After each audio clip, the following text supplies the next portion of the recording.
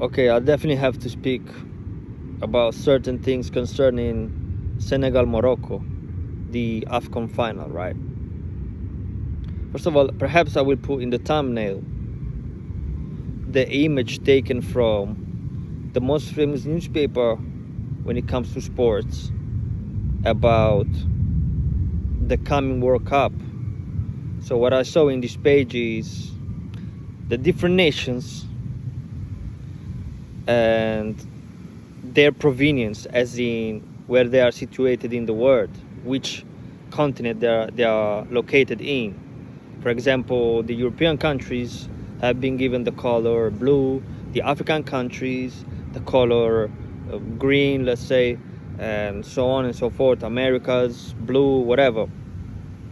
So what I saw in this newspaper, I believe it was slightly before the African Cup, therefore slightly before the 19th of December, something like that. I saw that Morocco, they put it with the same color of the European countries. And that instantly rang a bell in me and said, oh, that's interesting. It's not a mistake because they made a mistake. It's a mistake made on purpose, I believe, right? And I immediately understood that something was fishing, right? Something was boiling in the pot. An awful dinner, I might say. But yeah, then consequently, because we must see the signs, the symbols or sigils, whatever, and interpret them, regardless of the fact that these symbols have already an interpretation. You have to apply your own spirit, your own vision to it. And I saw this ball of the AFCON, right? Senegal, Morocco, the official ball of the tournament. And I realized one thing. I said, this ball doesn't look right at all. What I saw was chains. In the design of the ball, there were chains. And some other people might say, I didn't talk to anybody about this, but go and look at the AFCON ball, the official ball, right? Those are chains.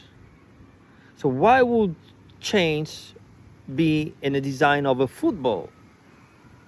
Of course, it was the African Cup, the African tournament, with African nation, African people. The chain do symbolize slavery. Which slavery? Any slavery, somebody might think. The past, the present one, right? Because there's different forms of slavery still in this reality. And we know damn well there's the slavery of the mind of our people, right? 333. Nice, I like that. The slavery of the mind of our people. Emancipate yourself from mental slavery. None but ourselves can free our mind. Yeah, Bob Marley, right?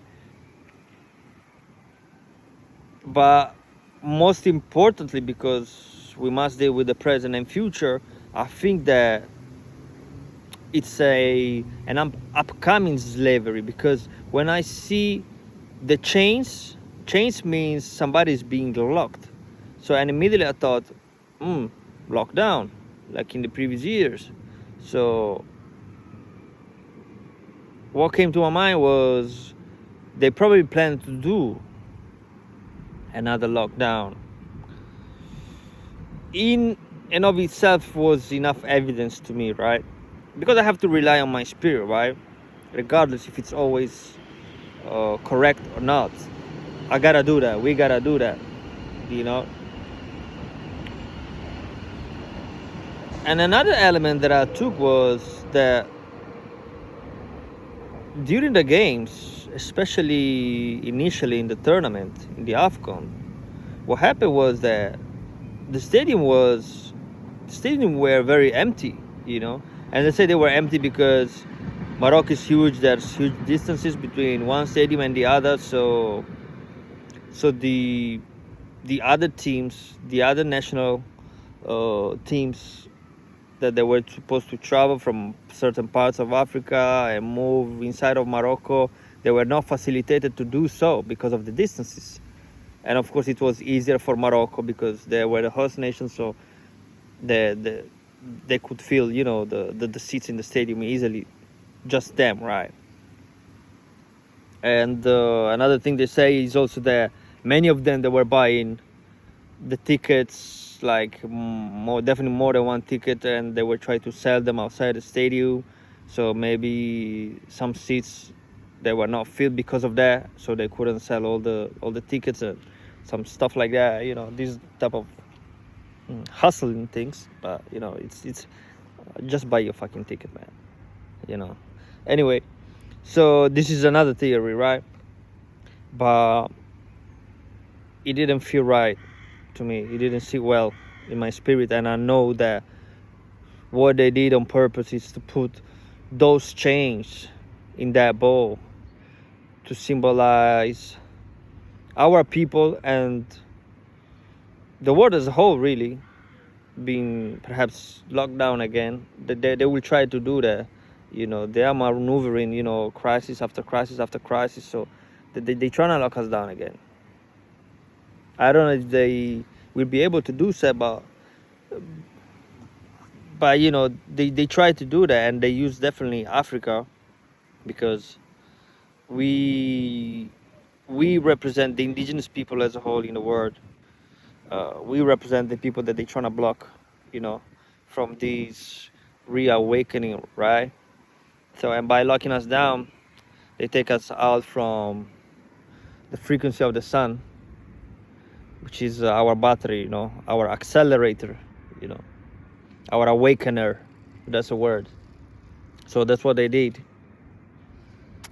So yeah, it's sad, but and I heard videos of people saying that, oh, Morocco tried to apply to be in the European Union like 20 or 30 something years ago. So and yeah, it makes sense what I saw in the newspaper, in most famous newspaper in Italy concerning sports, right? So they gave them the color of the Europeans, I don't know how to call that. If predictive programming, people would read that and associate that, even if you don't consciously realize. But the mind is very, very, very intelligent, and it's able to discern, so it will hit your subconscious for sure. You don't have to be an intelligent person, you just have to be a person that is endowed with sight. So if you're able to see the page, that information is already downloaded onto you, man, and it's stored. But yeah, that retention, it happens naturally. You don't have to be a genius, you don't have to consciously realize what was going on. Not that you had to be a genius to consciously realize that, but you see my point. But going back to that fact, just I don't even understand people of African descent that they say, oh, why Morocco, they say they're not African. Listen, first of all, you gotta be able to set up a pattern of discourse that wouldn't put you in the position of somehow being a victim. Because if you say, oh, why they don't feel like that, it's as if you want them. Do you truly want and claim the North African countries to be part of this so-called, by the way, right, African experience? Because even there, like, we under one name, under one denominations, but you must understand that the African continent is the most diverse in the world, based on ethnic groups, languages, and other various types of differences. So, and this is not me taking the distance from the African continent as a whole. But what is Africa in and of itself, right? So that's my point. So when you set up a pattern of discourse that puts other ethnic groups, other beings from a different genetic stock from yours, and I don't want to necessarily make it about genes, but I have to, because if there are certain groups of people that predominantly are like, we're talking about genes, let's go into the Islamic tradition, genes. If there are certain groups of people with certain genes that are genes by nature, which means demons, right, in Islamic tradition, then listen, regardless of colors or the fading of colors, you know, I ain't claiming shit. I ain't claiming shit. I don't claim people in my family being, oh, my family, and they straight out demons. Like, not me, man. I'm the one that slays them. So so you see my point, right? So it's easy for me to leave you out of the picture, to be honest with you. Very easy. Very easy. But yeah, that's my point. So I think it's time for the world to see who is who. But at the same time, you know, I don't want to make this message misunderstood, because it's not a hateful message, you know. I want it to be a truthful message, right? And hopefully, you know, once again, I'm being backed up by the universe in my truth. If you go and see my video that I made before the, was it before the, no, after the African Cup. I think it was before the African Cup. Yeah, karma is here and I here. Karma is karma, you know. And that's actually what happened. Karma hit, you know, that tournament in a very curious way, you know. And when I said karma is here, truth and things of that nature, go see the light orbs, right?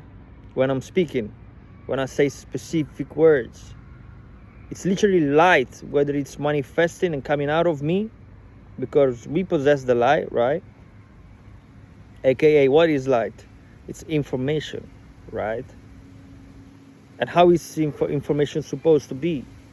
Truthful, right? So that's what I was giving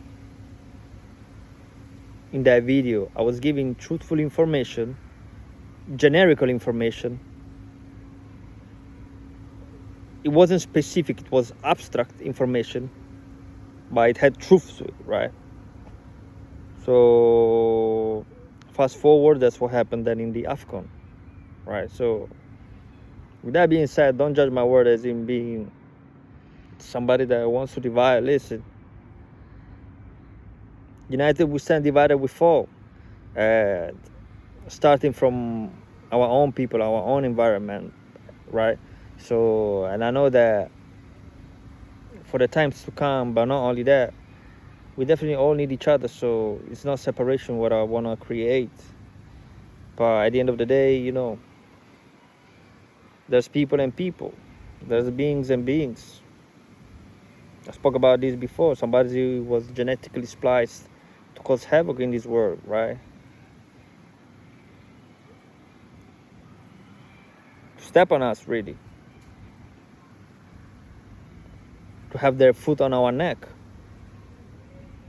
Somebody was created to rule over us for a certain amount of time, so-called 6,000 years. And what they say, the 6,000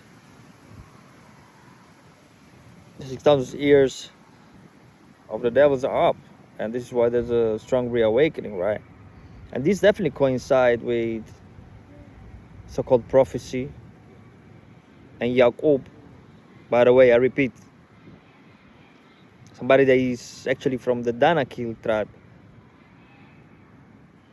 Our area, we got Danakil blood, definitely, some of us. Like, look at the massive forehead that some of our people have. Like, if you look at the images that you can find in the Holy Tablets by Dr. Yorks, if you see the Danakil people, like, they resemble us and many of us from the area of Eritrea and Ethiopia. But make no mistake, those are benevolent beings. But this Yakuba, apparently, because he was mocked because of his forehead, which is it's a crazy story. It's gotta be deeper than that, but it is deeper than that. But it's a crazy story, man. Like, somebody being mocked for the forehead, so he crafted genetically certain beings that would rule over the original people. That's madness, man. That's madness. But yeah, this is what they're planning. I believe. Another lockdown, surely, by way of something else going viral, and it's not a video. Right? So yeah, I mean, the devil works 24/7. What can he do? But he's at the end. He's at the last lap, right?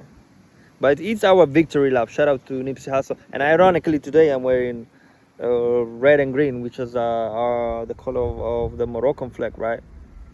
The 5-pointed star, Which, by the way, it's not even the true original flag that was taken, right? From the nation, apparently from Nobel Drew Ali, by the way. From the Moors. This was taken from the flag of Morocco was taken from Nobel Drew Ali. And the state of Morocco is not even that old, by the way. So yeah, a lot of things happening in the last century, man. It's like, the deception is real. So you gotta truly question everything, man. Truly question everything. Like, what is real? Like, something that you can read in history books. Like, I don't know who you can truly trust anymore. Like, the only thing you can do is apply your own awareness, your own, I can't say knowledge, but your own wisdom and your own eye to truly discern and get to the truth. But truth is a journey, it doesn't just come like that, and I can definitely be an advocate for that. I don't want to reiterate myself, I don't want to repeat myself, but you saw me when I made the video, karma is here, and I hear karma is coming. When I mention truth, in other words, that light orbs showing up. Because I'm a truth teller, but I cannot say that I always say the truth, honestly. But I can guarantee you that I come with the best intentions to tell the truth, But yeah, the only thing you can do is rely on your first eye, truly. Your own senses, your own higher senses that are definitely developing for all of us now in this age, in these days, coming alive, they're getting stronger, and this is what it's about. I think spirituality is about this, right? Spirituality is not an accumulation of knowledge. I mean, fuck that. There's people that have knowledge, right? A lot of people that have knowledge. They even talk about spiritual facts and consciousness and this reality and manifestation and this and that. But they're just reading from the handbook, right? And that's not spirituality. Spirituality is definitely about having your own experiences beyond these 5 senses, right? Beyond the matrix, this dense reality, It's about being beyond the veil. Again, I don't want to repeat myself, but it's about those light orbs either coming down and approaching me and my truth, or those light orbs being emanated from me when I speak, because I do possess the light. That is spiritual, one aspect, of course, because everything is 360 degrees, right? So not just the abstract aspect of it, but spirituality, it's about that. It's about having the spirit of discernment, knowing right from wrong, being righteous.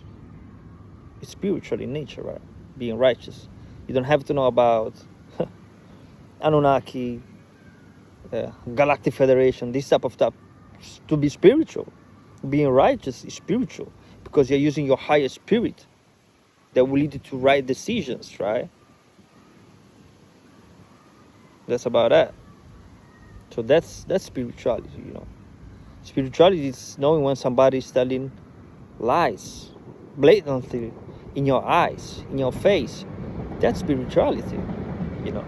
Then of course you can go deeper and engage in certain practices that fall into category of spirituality, like meditation,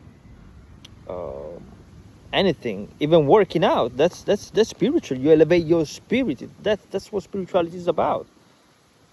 Having a correct diet, you know, that will elevate your spirit. That's spirituality. But yeah,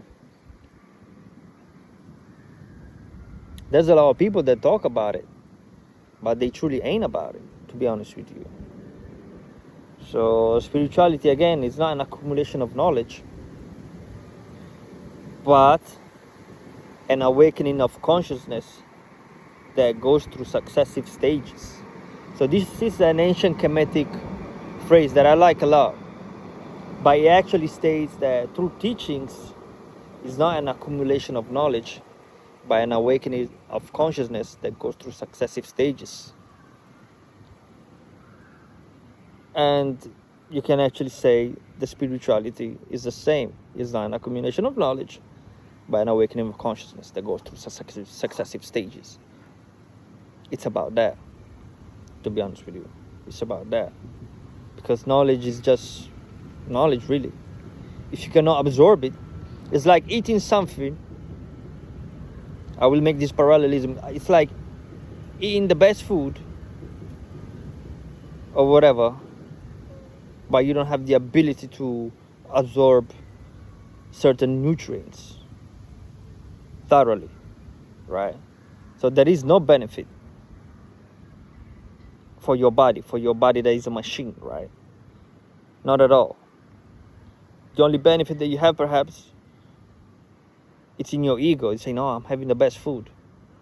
Or, of course, also for your palate, for your mouth, because you like that food, but you're not absorbing the nutrients for whatever reason. Let's say you can't do that, right? So that wouldn't make sense, right? But yeah, I think that's what they try to do with this AFCON Cup, and yeah, it's a shame, but let everything be revealed. Everybody being revealed for who they truly are in their core, you know, because the sun always exposes, right? The sun always exposes. You can't run, you can't hide, man. The sun always exposes. And yeah, I'll leave it at that.